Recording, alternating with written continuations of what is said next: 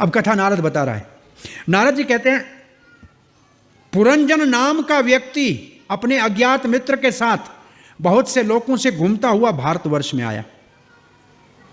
उसने एक सुंदर कन्या को देखा। कन्या के पीछे 5 फण वाला सर्प उसकी रक्षा कर रहा था। 11 सेनापति उसके साथ खड़े थे, बहुत सी सेना पीछे थी।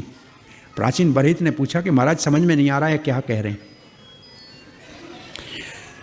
कहा पुरंजन है जीवात्मा, अज्ञात मित्र है भगवान परमात्मा।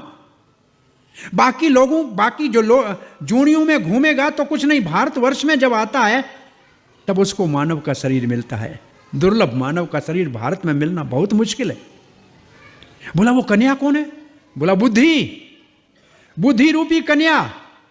और 5 फण वाला सर्प कौन है? 5 प्राण, प्राण अपान समान व्यान उदान। बोला 11 सेनापति कौन है? मन और 10 इंद्रियां, 5 कर्म इंद्रियां, 5 ज्ञान इंद्रियां। ज्ञान इंद्रियां का मतलब जिसके द्वारा हम कुछ जानकारी लेते हैं। आंख ज्ञान इंद्रिय है, कान ज्ञान इंद्रिय है, नाक ज्ञान इंद्रिय है, और जीभा में चखना जो है वो ज्ञान इंद्रिय है, और ये हमारी त्वचा ज्ञान इंद्रिय है।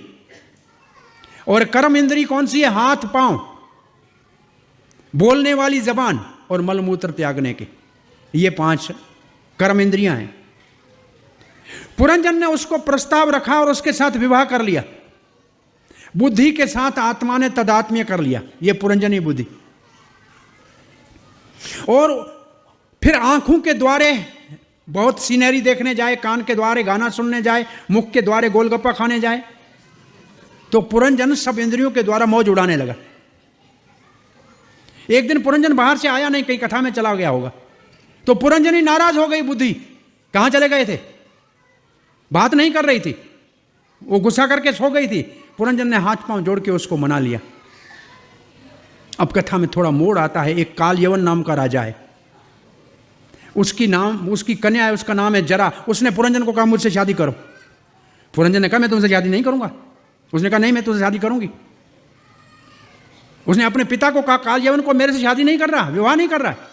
बोला तेरे को सैनिक देता हूं 360 काले और गोरे, और सेनापति देता हूं तेरे को भय, और पर जोर का शस्त्र देता हूं, जाओ आक्रमण करो।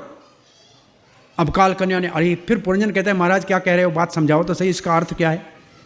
बोला काल यवन है समय, बहुत बड़ा बलवान, उसकी कन्या जरा है बुढ़ापा, ये सबको कहती है तुमसे शादी करूंगी।